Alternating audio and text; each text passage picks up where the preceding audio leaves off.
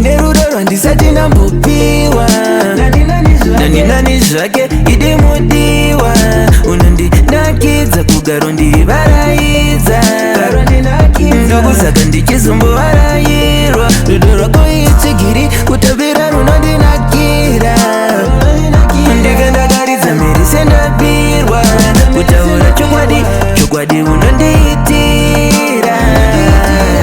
Ndinopika naMesiya uye pedyo kamudiwa wangu ndikupuruzire neruoko rwangu nezvigunwe zvishanu nezvimwe zvacho futi zvishanu. Une rudo rusina mukana wakandida pane vakawanda wakandizarura pamberi pevanhu. Ndiwe tsinga yemwoyo wangu imi zvinonyazandifascineta kuti unotondida ndiri wanga ndisina chino omwe ndisina gawu. Zvinondifadza kuti hauteerere zvavanotaurawo vanovenga aiwana madhau. Nerudo rwandisati ndambopiwa nani zvake idimudiwa.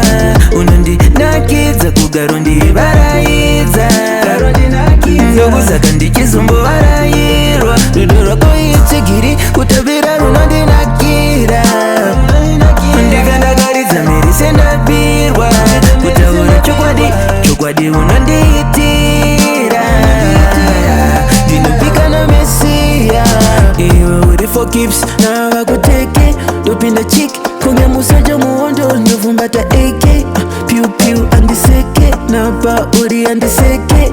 Ndakapinda roho ndakapinda nemwoyo ndakapinda yeke ndavonyurwa mikunge keke. Iwe ungori nerudo zvako iwe zvako mumwoyo mako imo mako kuzoti runako rwako iwe rwako ndokanza ndini wako ndini wako. Nerudo rwandisati ndambopiwa nani zvake idimudiwa.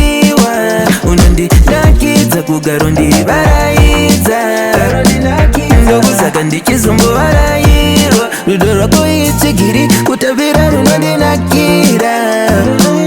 Ndikandakaridza mhiri sendapirwa